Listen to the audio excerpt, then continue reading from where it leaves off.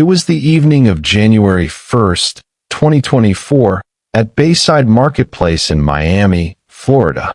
The new year had just begun, and the waterfront shopping area was busy but calm. Families walked along the promenade. Tourists took photos near the water, and music from nearby venues blended with normal city noise. Nothing suggested that this location would soon become the center of global attention. Bayside Marketplace was operating as usual. Shops were open, restaurants were crowded, and security staff moved through the area performing routine checks. The atmosphere was relaxed. People were focused on food, conversation, and the end of a long holiday weekend. There were no visible signs of danger or unrest. As the night progressed, groups of teenagers began gathering near different sections of the complex. This was not unusual for the area, especially during holidays. Most visitors paid little attention. Police presence in the area remained minimal, limited to routine patrols that are common in busy tourist zones. Shortly after nightfall, voices became louder in certain spots. Arguments started among small groups. At first, these incidents appeared minor. Security staff and nearby officers observed, but did not intervene immediately. Situations like this often resolve on their own. Within minutes, however, movement in the crowd increased. Some people began walking faster. Others stopped and looked around, trying to understand what was happening.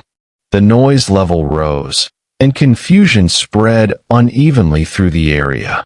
Still, no clear threat was visible. Most people near the waterfront had no information. They reacted only to what they could hear and see around them. In crowded public spaces, uncertainty travels faster than facts. Small disturbances can feel larger when visibility is limited and communication is unclear. At this stage, there were no reports of weapons, no confirmed injuries, and no official alerts issued to the public. From the outside, it still appeared to be a routine disturbance in a crowded location. What was happening had not yet crossed into emergency territory. The importance of this moment lies in its ordinariness. Nothing extraordinary had occurred yet. There were no official statements, no viral videos, and no rumors circulating online. The situation was still local, contained, and largely unnoticed beyond those physically present. What followed next would change that completely. Decisions made in the next few minutes would trigger a response that many would later question, analyze, and reinterpret. At this point, nothing yet felt extraordinary. It did not take long for the atmosphere to shift at Bayside Marketplace. Arguments between teenagers grew louder, drawing attention from nearby visitors. Shouting echoed between storefronts, and people nearby began to step back. What had seemed like isolated disagreements now appeared to involve multiple groups moving through the area. Security staff attempted to observe and contain the situation. Their goal was to prevent escalation without causing panic. At the same time, more teenagers moved into the area, some recording with their phones, others reacting emotionally. The crowd density made it difficult to see clearly what was happening beyond a few feet. Suddenly, loud popping sounds were heard. To some, they sounded like fireworks. To others, the noise resembled gunshots. In a crowded environment, the difference was impossible to confirm. The sound alone was enough to change behavior. People began running away from the source without waiting for clarification. Panic spread unevenly. Some individuals froze, unsure where to go. Others ran toward exits, pulling friends and family with them. Store employees rushed to close doors. Parents lifted children into their arms. No announcements were made, and no clear instructions were given at that moment. As people moved quickly, visibility dropped further. The combination of darkness, movement, and noise created confusion. Even those not directly involved felt the urgency. In public spaces, fear often spreads faster than information. Police were alerted within moments. Initial calls described a fight, while others reported possible shots fired. These conflicting reports increased the seriousness of the response. Law enforcement protocols treat any mention of gunfire as a high-priority threat. Within minutes, patrol units began heading toward Bayside. Sirens were audible in the distance. Officers arriving first focused on crowd control and identifying the source of the disturbance. At this point, there was still no confirmed evidence of weapons or serious injuries. For those present, the situation felt sudden and overwhelming. What had been a normal night turned chaotic without explanation. People did not know what they were running from, only that staying felt unsafe. The event was still unfolding, and its true cause had not yet been established. This moment marked the transition from confusion to full emergency response, even though no one present yet understood why the reaction would soon grow far larger than the disturbance itself, shaping how the night would be remembered by everyone watching events unfold in real time nearby. It was during this rush that many people first noticed how large the police response became. Patrol cars arrived from multiple directions, blocking roads near the marketplace. Officers moved quickly on foot, directing people away from the area and toward exits. The sound of sirens filled the waterfront, adding to the sense of urgency already present. Witnesses watching from a distance saw lines of police vehicles stretching along nearby streets. For many, this was the first sign that something serious might be happening. In crowded situations, people often judge danger by authority response rather than direct evidence, and the growing police presence changed how the event was perceived. Inside the marketplace, officers separated groups involved in the disturbance. Teenagers were detained, questioned, and escorted away from public areas. Fireworks debris was later reported in several locations, supporting early assumptions about the loud sounds. At the time, however, this information was not available to the crowd. As police secured the area, movement slowed. People who had run earlier stopped to look back, trying to understand what they had escaped from. Confusion remained high. No announcements clarified the situation, and rumors began forming immediately among those gathered nearby. Some individuals claimed to see shadows moving through restricted areas. Others reported tall figures or unusual shapes in the distance. These descriptions were vague and inconsistent, influenced by darkness, stress, and limited visibility. None of these claims were verified at the time. Meanwhile, more officers continued to arrive. Social media users nearby began recording the scene, capturing flashing lights, blocked entrances, and heavy police presence. Short video clips were uploaded without context, showing only fragments of the response. The scale of law enforcement activity soon exceeded what many expected from a fight involving teenagers. Roads were shut down, and access points were sealed. Helicopters were reported overhead, though official confirmation would come later. The visual impact of this response became central to how the incident would be remembered online. At this point, the original cause was no longer the focus. Attention shifted to the response itself. For many observers, the question was no longer what started the disturbance, but why the reaction appeared so extreme, setting the stage for speculation that would soon dominate online discussions. This growing uncertainty would quietly shape public perception, creating space for unanswered questions, conflicting explanations, and the rapid spread of stories that would follow across platforms online later. It was during this period that police command escalated the operation. Supervisors on scene requested additional units to secure the perimeter and prevent further movement into the marketplace. Officers treated the situation as a potential active threat until it could be fully assessed. This approach followed standard procedure when reports of possible gunfire are received. More patrol cars arrived, followed by specialized units. Streets surrounding Bayside were blocked, and foot traffic was redirected away from the waterfront.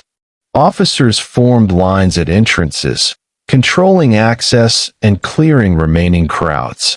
The goal was to isolate the area and restore order as quickly as possible.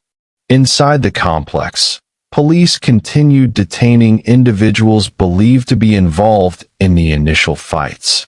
Fireworks were located, confirming that at least some of the loud noises were not gunshots. This information moved through command channels, but it did not immediately reach the public outside. From nearby buildings and parking areas, onlookers observed the growing police presence. The number of vehicles, flashing lights, and armed officers created a strong visual impression. For those watching, the response felt disproportionate to what they had heard so far. Communication gaps played a key role at this stage. No public address system was used to explain what was happening. People relied on assumptions and second-hand accounts. In stressful situations, the absence of information often leads individuals to fill gaps with speculation. At the same time, cell phone videos continued spreading online. Short clips showed officers running, streets locked down, and crowds being pushed back. These images circulated rapidly, detached from their original context. As minutes passed, the scene stabilized. No victims requiring emergency medical treatment were found. No firearms were recovered. The immediate threat appeared contained. Despite this, the scale of the response remained unchanged until command was confident the area was secure. This combination of visible force and limited explanation created a turning point. The incident was no longer just a local disturbance. It had become a spectacle, observed and interpreted by thousands online. What people saw in these moments would strongly influence the stories that followed, even as official details were still being verified and quietly recorded. This pause between action and explanation allowed uncertainty to settle, shaping emotions and expectations before facts could circulate, ensuring that early impressions would persist long after the area reopened and normal activity returned to the waterfront later that night for many local residents. It was only after the immediate situation was under control that questions began forming among those watching from outside the perimeter. People noticed how many officers remained on scene and how long the area stayed closed. For many, the scale of the response did not seem to match what they believed had occurred. Videos recorded from nearby streets showed dozens of police vehicles parked bumper to bumper. Officers stood in groups, communicating through radios, while others patrolled on foot. To online viewers, these images suggested a major incident, even though no official explanation had yet been released. Rumors started spreading almost immediately. Some people claimed law enforcement was searching for something specific. Others believed authorities were hiding information to avoid public panic. These ideas formed without evidence, fueled by silence and the dramatic visuals shared online. Inside the secured area, officers continued clearing the complex methodically. Store interiors were checked. Hallways were inspected. Individuals detained earlier were processed and released or transported away. Nothing unusual was reported during these checks. Despite this, the perimeter remained firm. Police did not reopen the area right away. From the outside, this delay appeared suspicious. For those unfamiliar with emergency procedures, it felt unnecessary. For officers, it was standard practice. Social media activity increased rapidly. Clips were reposted, slowed down, zoomed in, and narrated with speculation. Viewers far from Miami began forming opinions based solely on fragments of video and unverified comments. Some posts claimed communications were being restricted. Others said power had gone out intentionally.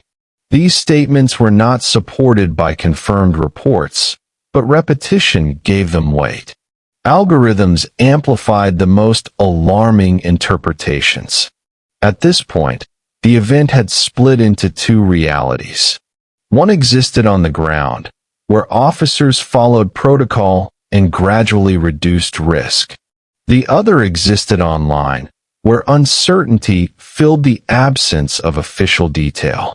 This gap between action and explanation proved critical. Without clear information, imagination stepped in.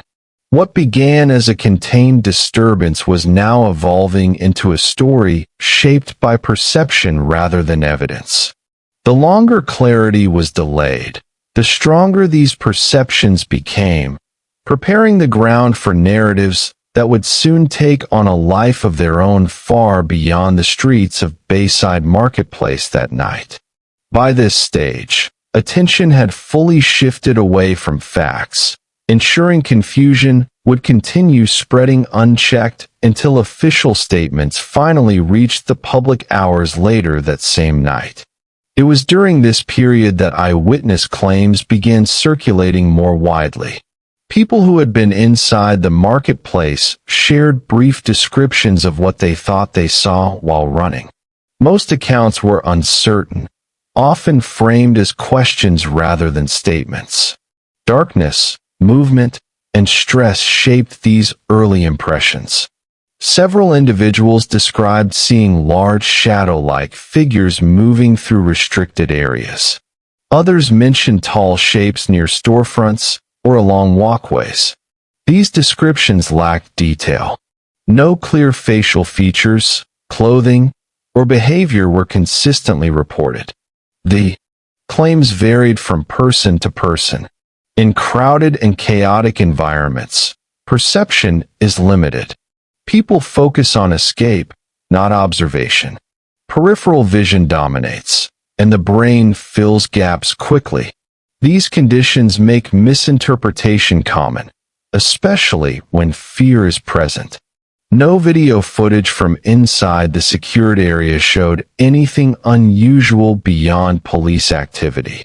Most recordings captured flashing lights, running crowds, and officers forming lines. Still, the verbal accounts continued spreading online. Some witnesses later clarified that what they saw could have been police officers, shadows, or other people moving quickly. Others admitted they were unsure, but repeated what they had heard from someone else. These revisions received less attention than the original claims. As the night continued, these stories became simplified. Unclear shapes became figures. Figures became something unknown. The absence of visual proof allowed imagination to take over. Each retelling removed uncertainty and added confidence.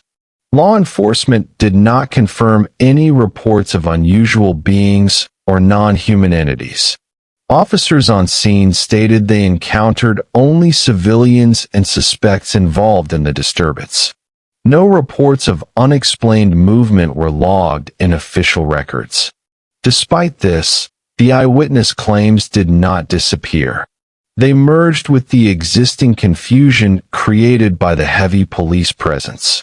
For online audiences, these accounts felt personal and immediate, even without evidence. This stage marked an important shift. The incident was no longer defined only by what happened, but by what people believed might have happened.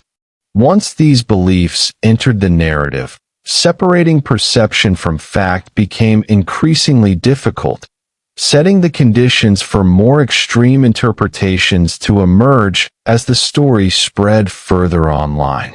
This process continued quietly, reinforced by repetition, silence, and visual gaps, until the original disturbance faded into the background.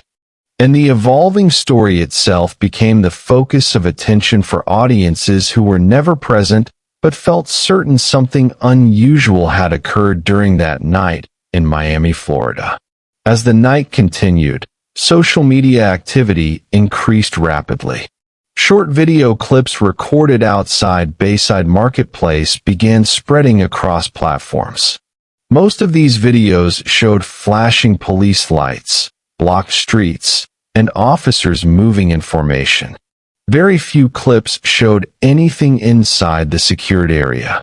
These videos were often uploaded without captions or context.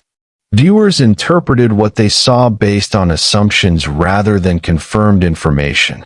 The lack of explanation allowed speculation to grow quickly. Some users added narration, claiming police were responding to something far more serious than a fight. Others suggested authorities were hiding the real cause. Each version attracted attention, especially when paired with dramatic language. Algorithms played a role. Videos with alarming captions were shared more frequently. Calm or factual posts received less engagement. As a result, the most extreme interpretations spread the fastest. Several videos claimed communication systems were disrupted. Others said phones stopped working near the mall.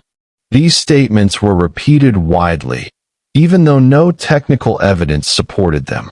Temporary signal congestion in crowded areas was not mentioned. As these claims circulated, earlier eyewitness statements about shadows and tall figures resurfaced. They were combined with video clips that showed nothing unusual. The connection was implied, not proven. By this point, many viewers online believed something extraordinary had occurred. Few questioned the absence of clear footage. The focus shifted from verifying information to sharing theories. Local news outlets began monitoring the situation, but official statements were still limited. This delay allowed social media narratives to dominate early understanding of the event. People far from Miami formed opinions based solely on online content. They did not see the original disturbance or the police operations firsthand. Their understanding depended entirely on what appeared in their feeds. Within hours, the story had transformed. What began as a public safety response was now framed by some as a mystery. The original facts were buried beneath speculation. This stage defined how the incident would be remembered by many. First impressions solidified before explanations arrived. Once beliefs formed, they were difficult to change. The power of this moment lay not in what was shown, but in what was missing. The absence of clear information allowed imagination to fill the space. By the time authorities prepared to address the situation publicly, the narrative had already expanded beyond the original event, shaped by repetition, assumption, and online momentum rather than verified details from the scene. It was during the early hours after the incident that the alien narrative fully emerged. Posts began appearing that framed the event as something non-human. These posts did not introduce new evidence. Instead, they reinterpreted existing confusion through a different lens. Some users claimed the shadows described earlier were not people at all. They suggested these shapes were tall beings moving in ways that did not appear human. Others said the police response only made sense if something extraordinary had occurred. These claims were presented confidently, even though no supporting footage existed. The idea spread quickly because it offered a simple explanation for the unknown. Large police presence, restricted access, and limited official communication were grouped together and labeled as proof. In online spaces, explanations that feel complete often gain more attention than those that are accurate. Several posts referenced unrelated events, linking them to the Miami incident without verification. Images from other locations were reused. Old videos were reshared as if they were recorded that night. Context was removed, replaced with certainty. At the same time, eyewitness accounts were reshaped. Statements that had originally included uncertainty were rewritten to sound definitive. Phrases like, "I thought I saw" became "I saw." Doubt was removed to strengthen the story. No official source supported these claims. Law enforcement did not report any encounter with non-human entities. No emergency services reported unexplained injuries or activity. Still, the alien narrative continued spreading. Part of its appeal came from timing. The incident occurred at night, during a holiday, in a crowded space. These conditions are often associated with heightened emotion and limited clarity. When combined with dramatic visuals, they create fertile ground for extreme interpretations. For many viewers, the alien explanation felt more convincing than a simple fight. It matched the scale of the response and explained the confusion. The lack of evidence became part of the story rather than a reason to question it. As hours passed, this version of events became fixed in some online communities. Alternative explanations were dismissed as cover stories. Skepticism toward official statements increased. This moment marked the peak of speculation. The narrative had moved far beyond the original disturbance. What mattered now was not what had happened, but what people believed had happened. Once belief took hold, facts struggled to regain attention, ensuring that the alien version would continue circulating even after explanations became available. It was this rapid spread that drew attention to how quickly information was changing form. Within hours, the Miami Mall incident existed in dozens of versions online. Each retelling removed uncertainty and replaced it with certainty, even when facts were missing. Short clips were edited together with captions that suggested intent and secrecy. Normal police procedures were reframed as evidence of something hidden. Viewers unfamiliar with emergency protocols accepted these interpretations without question. Algorithms rewarded speed over accuracy. Posts that claimed something unusual happened traveled farther than posts that urged caution. As engagement increased, so did confidence in unverified explanations. Many viewers asked why no clear footage had been released. In reality, most of the incident occurred in motion, at night, with police actively clearing areas. Body cameras were focused on crowd control, not documentation for public release. Private security cameras were not immediately available. The absence of video became proof in itself for some audiences. Instead of weakening claims, the lack of images strengthened them. Silence was interpreted as concealment rather than process. At the same time, official explanations were brief. Police described fights and fireworks, and confirmed no active shooter and no non-human presence. These statements were factual but limited. They did not address every rumor spreading online. This mismatch between detailed speculation and short official responses created imbalance.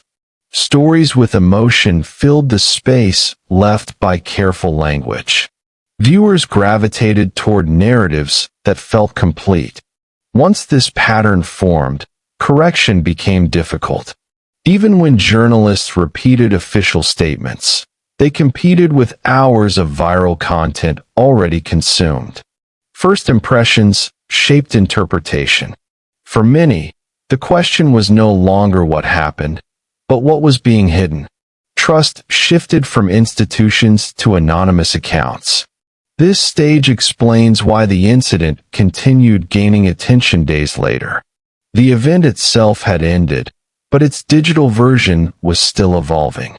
Each share extended its life.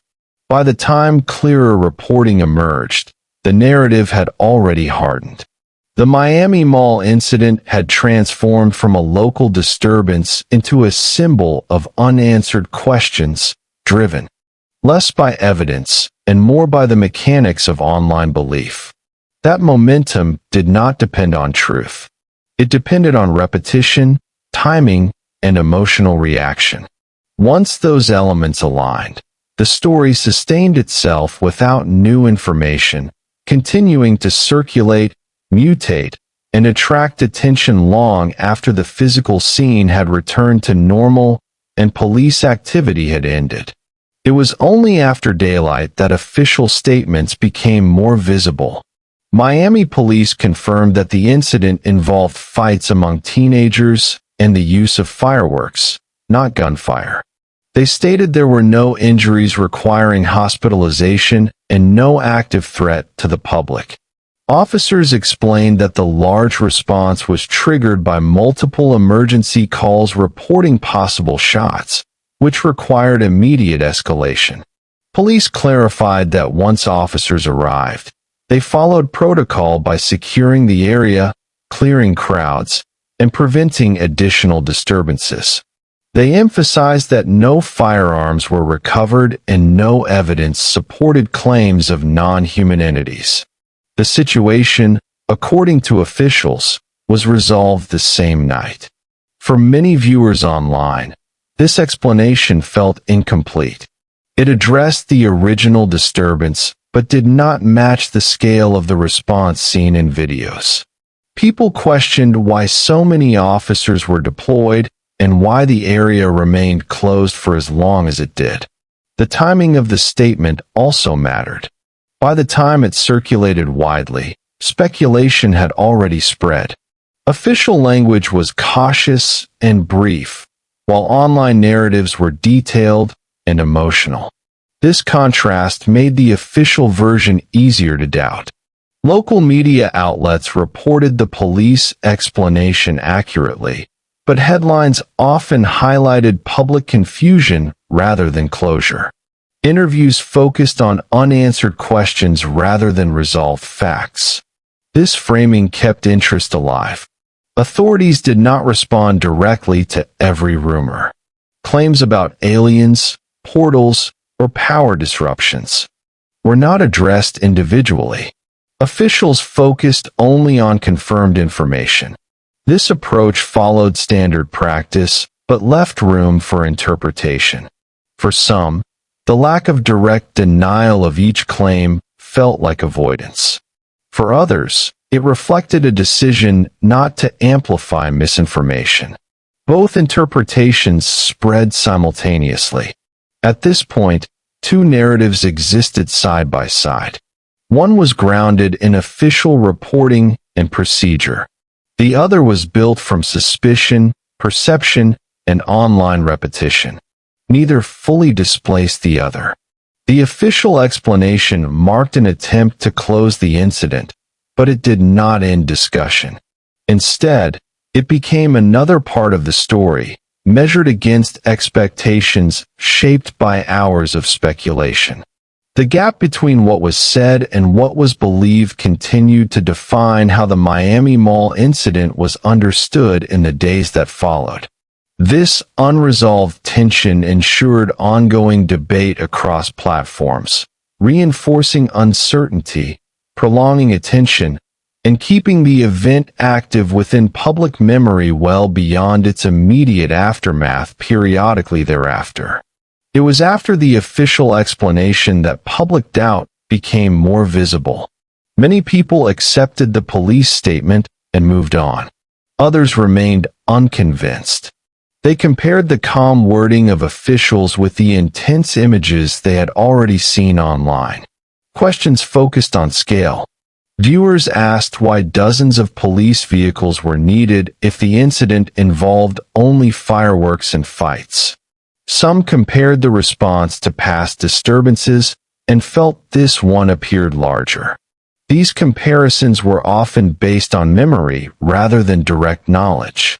Another point of doubt involved timing. The area remained secured longer than some expected.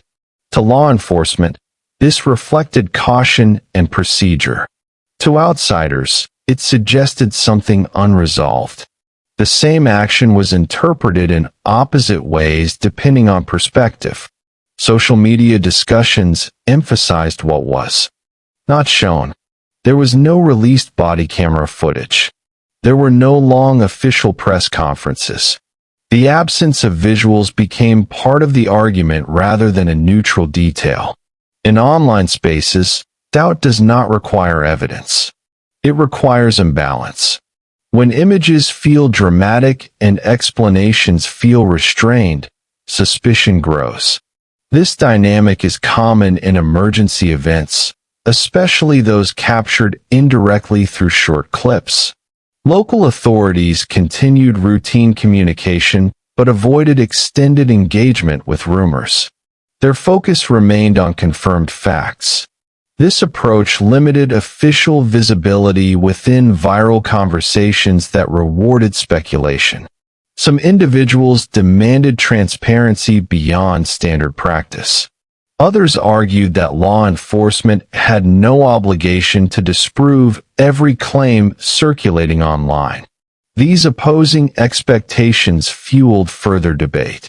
As days passed, new information did not emerge. No additional witnesses provided verifiable footage. No reports contradicted the original explanation. Still, doubt persisted because it had become detached from evidence. At this stage, the incident existed mainly as a question. Not a question of what happened, but of trust. For some, the event reinforced belief in hidden explanations. For others, it illustrated how perception can override process. This divide ensured the story would continue circulating. The Miami Mall incident was no longer driven by new facts.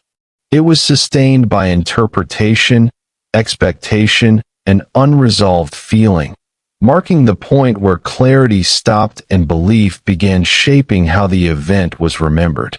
That ongoing uncertainty allowed the story to persist quietly, revisited repeatedly, shared without update, and discussed as an example of how modern incidents can outgrow their origins through attention alone, even when official explanations remain unchanged over time and memory.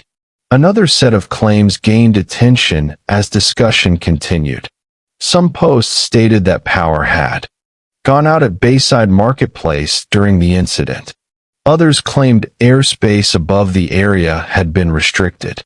These ideas spread quickly because they suggested coordination beyond a routine response. In reality, no confirmed reports showed a full power outage at the marketplace. Lights visible in videos remained on in many areas. Some temporary lighting changes were likely caused by movement, camera exposure, or localized shutdowns during police operations. No utility company reported a widespread failure that night. The airspace claim followed a similar pattern. Posts suggested flights were grounded or restricted to hide activity. Aviation records did not support this. No official notices indicated emergency airspace closure related to the incident. Normal air traffic continued over Miami. Despite this, the rumors persisted. They were often repeated alongside earlier claims, forming a chain where one unverified statement supported another. Once combined, they appeared stronger than they were individually. These claims gained traction because they addressed a lingering question. Many people still felt the police response was excessive. Power outages and airspace control provided an explanation that matched the scale they observed, even without proof. Law enforcement did not address these specific rumors publicly. Their silence was interpreted in different ways. Some saw it as confirmation. Others recognized it as standard practice to avoid amplifying false information. The absence of correction allowed the claims to blend into the broader narrative. Over time, they were repeated less as questions and more as facts. Context was removed. Certainty increased. This stage highlights how modern incidents evolve. Information does not move linearly from event to explanation. It fragments, recombines, and circulates based on emotional impact rather than verification. Once an idea fits the mood of a story, it tends to remain, even if unsupported.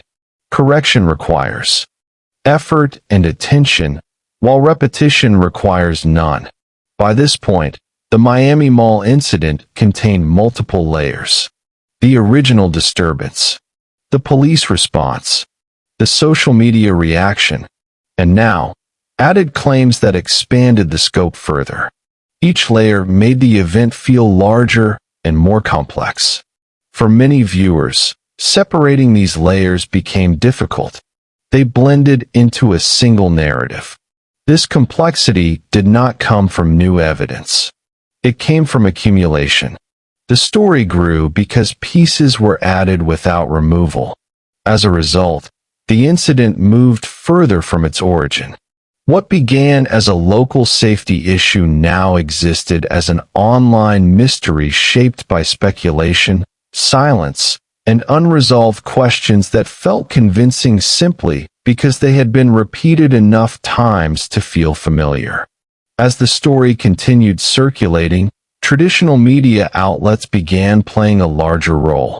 Local Miami news stations reviewed police statements, interviewed witnesses, and reported confirmed details. National outlets followed, often framing the incident as an example of misinformation spreading online. Most media coverage focused on correcting false claims. Reports emphasized that there was no active shooter, no alien encounter, and no extraordinary threat. They highlighted how fireworks and fights had triggered panic and how police followed established procedures. Despite this, media coverage did not fully replace online narratives. Many people who had already accepted alternative explanations viewed mainstream reporting with skepticism. For them, media denial became part of the story rather than its resolution. Headlines often mentioned the rumors themselves. By repeating them, even to debunk them, they extended their reach.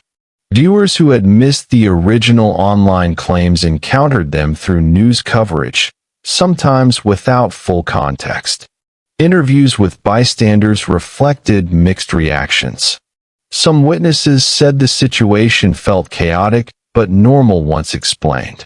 Others admitted they were unsure what they had seen. These uncertainties were interpreted differently depending on the audience. Journalists faced a challenge common to modern reporting. Explaining misinformation requires acknowledging it, but acknowledgement can amplify it. In this case, coverage attempted balance, but the damage from early speculation had already been done. The visual language of the incident continued to matter. Clips of police lights and blocked streets remained more memorable than verbal explanations. Images linger longer than statements, shaping emotional memory. As days passed, fewer new facts emerged. Media attention slowly declined. However, the incident remained active in online discussions, resurfacing whenever similar events occurred elsewhere. At this stage, the story existed in two forms. One was documented and finite, defined by reports and confirmed timelines. The other was open-ended, fueled by interpretation and distrust. For many viewers, deciding which version to accept depended less on evidence and more on worldview. Those inclined to distrust institutions found validation in the unanswered questions. Those focused on procedure accepted the official account. This divide is not unique to this incident. It reflects a broader pattern where events are filtered through belief before analysis. Once belief is established, facts struggle to compete. The Miami Mall incident became an example of this pattern. Media coverage attempted closure, but it could not erase the earlier confusion. Instead, it documented how easily a situation can shift from local event to global mystery through the interaction of fear, imagery, and information gaps. By this point, the incident had largely ended in reality but continued online as a reference point, cited in debates about truth, perception, and the speed at which narratives form in the digital age. Long after the marketplace returned to normal activity and public attention moved on. It was at this stage that psychology became central to understanding how the story evolved. In moments of uncertainty, the human brain searches for patterns and explanations that reduce discomfort. When information is incomplete, imagination often fills the gaps faster than reason. At Bayside Marketplace, the conditions were ideal for misinterpretation. Nighttime lighting limited visibility. Loud sounds triggered fear responses. Rapid movement reduced attention to detail. Stress narrowed perception. These factors are well documented in crowd psychology research. When people run, the brain prioritizes survival. Peripheral vision increases.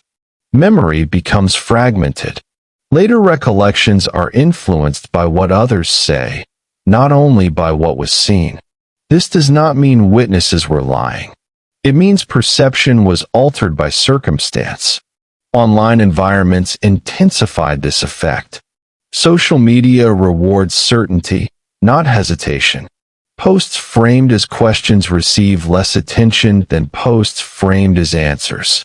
As a result, confident claims spread faster than cautious explanations. Group reinforcement also played a role. When users see many others repeating the same idea, it feels validated. Repetition creates familiarity. Familiarity creates belief. This process can occur without evidence. Fear further strengthens memory. Emotional experiences are remembered more vividly, even if details are inaccurate. The police response created a strong emotional anchor. Once that image was established, explanations that felt smaller struggled to compete. Another factor was identity. For some, believing an alternative explanation aligned with distrust of authority. Accepting the official account felt like submission. Belief became personal rather than factual. Psychologists describe this as narrative ownership. Once people invest emotionally in a story, they defend it. Correction feels like attack. Evidence becomes secondary. None of this requires manipulation or conspiracy. It is a natural outcome of human cognition interacting with digital platforms. The Miami Mall incident followed a pattern seen repeatedly in modern crises. Understanding this does not dismiss questions. It explains why certain ideas persisted even when unsupported. It shows how quickly uncertainty can harden into belief. By recognizing these processes, the incident becomes less about aliens or secrecy and more about perception. The real transformation occurred not at Bayside, but in the minds of those watching. This perspective does not resolve every doubt. It offers context. It explains how a routine disturbance expanded into a lasting mystery without new facts. The event itself remained unchanged. The interpretation did not. That distinction quietly defines why the story continues to circulate long after resolution globally. As time passed, the focus slowly shifted from what people claimed to see to what could actually be confirmed.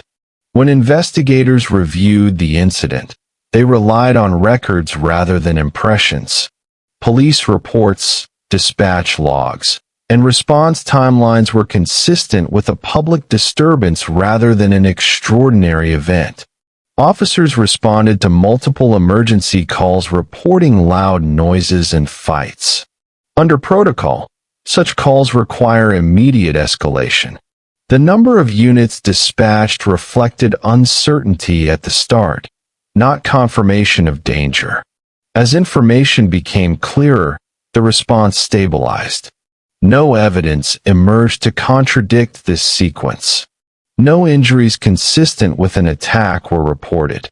No weapons were recovered. No emergency medical evacuations occurred. These facts remained unchanged in every official review. Video footage reviewed by authorities showed crowds running, officers moving quickly, and fireworks debris in some areas. It did not show any non-human figures or unexplained activity. Security cameras captured routine clearing procedures. Despite this, belief did not fade. For some, the absence of proof was itself suspicious. They argued that if something unusual happened, it would be hidden. This logic reversed the normal burden of evidence. Others pointed out that large police responses often appear dramatic from a distance. Emergency procedures are designed to prioritize safety, not appearance. To those familiar with such responses, the scene was intense, but not unusual. The divide between these views remained. Facts did not resolve it because the disagreement was no longer about facts. It was about interpretation. Online discussions continued to revisit the same images and clips. No new material changed the story. Yet the same questions were asked repeatedly. Each repetition reinforced attention. This repetition created a feedback loop. The more the incident was discussed, the more significant it felt. Significance became detached from scale. For many viewers, the incident became symbolic. It represented distrust, confusion, or curiosity about what might exist beyond official explanation. The original context faded. This stage illustrates how stories persist without development. The Miami Mall incident did not grow because of new discoveries. It grew because it filled a space where uncertainty met attention. By now, the event existed mainly as a reference. It was cited in discussions about aliens, misinformation, and authority. Its details were less important than its role. The physical event had ended in minutes. Its digital life extended indefinitely. That contrast defines the modern nature of such incidents. Understanding this does not require choosing a side. It requires recognizing how easily perception can outpace reality. The Miami Mall incident became memorable not for what happened, but for how it was processed, shared, and remembered long after the night itself passed quietly back into routine urban life. It was at this point that attention turned to what was never shown. Many people expected clear video evidence to appear over time. It did not. No recordings surfaced, showing aliens, portals, or unusual beings inside Bayside Marketplace. This absence became a central part of discussion. Police body camera footage was not released publicly. Officials explained that body cameras capture sensitive interactions and are not automatically published. Review processes take time and often require legal requests. This explanation followed standard policy, but it did not satisfy everyone. Private security cameras inside stores were also not made public.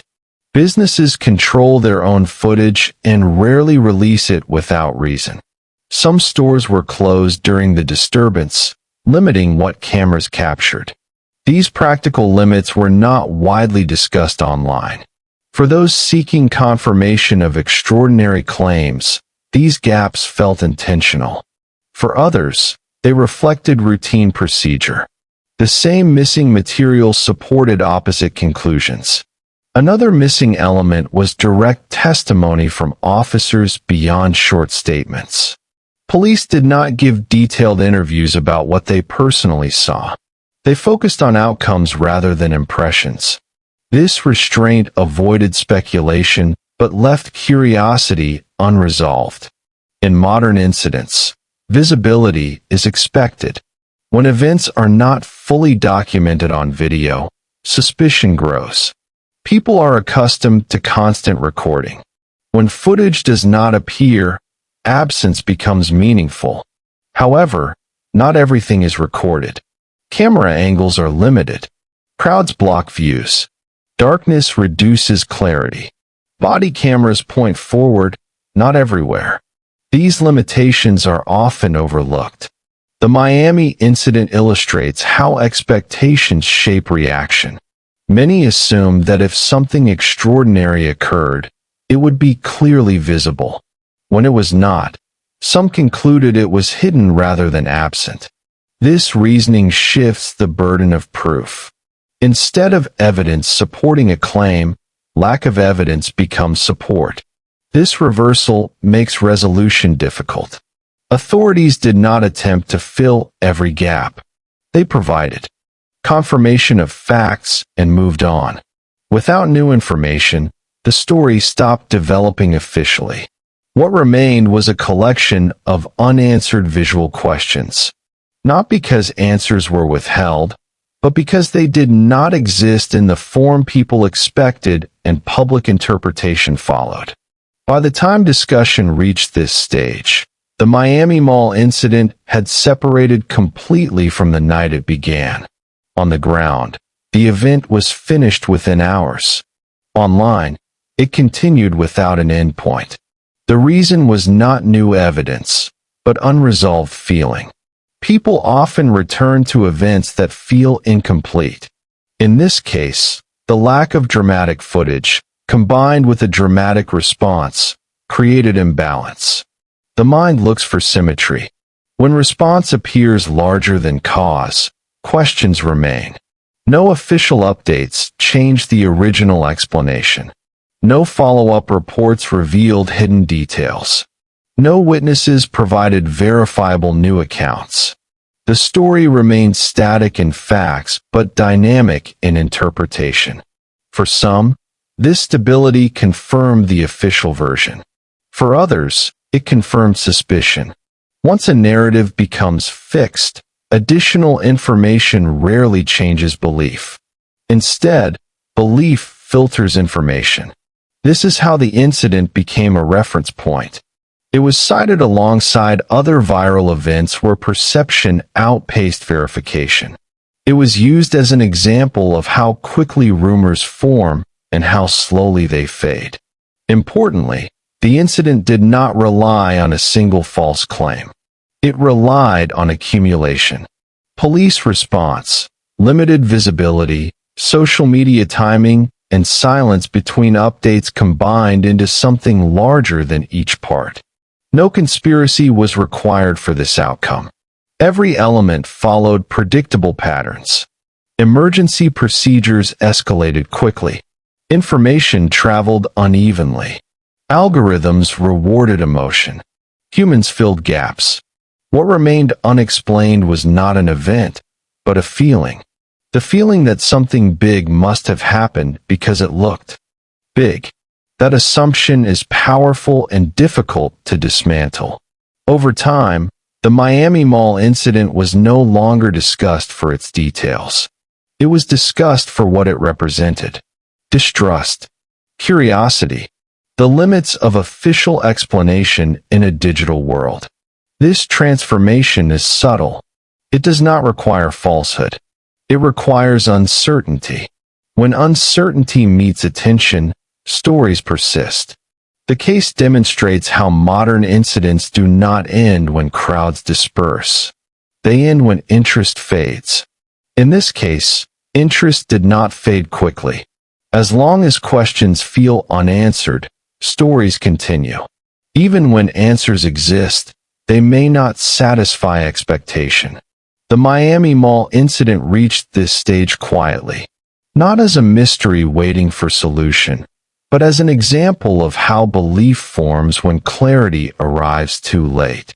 Understanding this does not dismiss questions. It explains endurance. Why this night remained discussed long after it passed. At this point, the incident existed as a complete loop. Beginning, escalation, explanation, doubt, repetition. Nothing more was added. Nothing was removed. The cycle continued, sustained by memory rather than motion, waiting only for reflection to replace reaction. In the end, the Miami Mall incident settled into quiet reflection rather than resolution. Nothing new emerged to change the official account. No footage appeared to confirm extraordinary claims. No evidence surfaced to contradict established facts. The story reached its natural stopping point, even if not everyone accepted it. What remained was a record of how events unfolded, both physically and digitally. On the ground, a disturbance was contained, crowds were cleared, and order was restored. Procedures were followed, reports were filed, and the area returned to normal. That part of the story was brief and complete. Online, the experience was different. The incident expanded, slowed, and reshaped itself. It became a shared moment of uncertainty. People projected meaning onto what they saw or did not see. In that process, the event transformed into something larger than itself. This does not mean questions were invalid. It means they were shaped by expectation. When responses feel overwhelming and explanations feel small, doubt naturally fills the space. That reaction is human.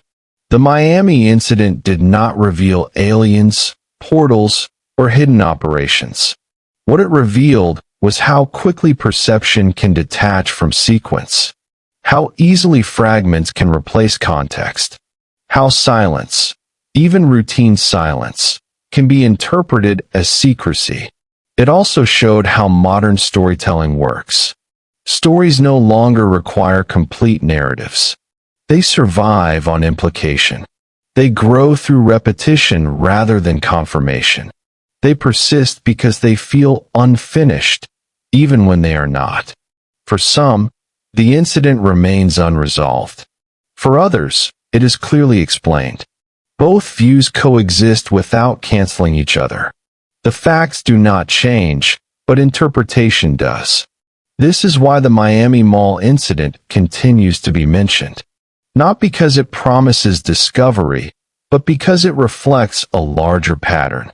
A pattern where events are experienced first, explained later, and remembered selectively.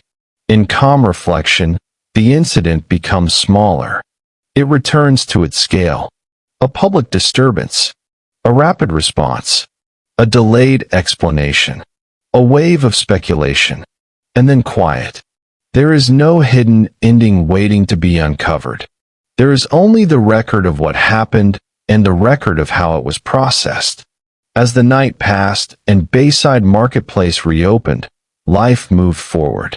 Visitors returned. The waterfront filled again. The physical place carried no trace of mystery. The story, however, remained online, detached from location, preserved by attention.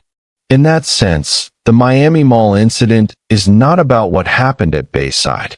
It is about what happens afterward, when information, fear, and curiosity intersect. That is where the story truly lived. And that is where it quietly ends.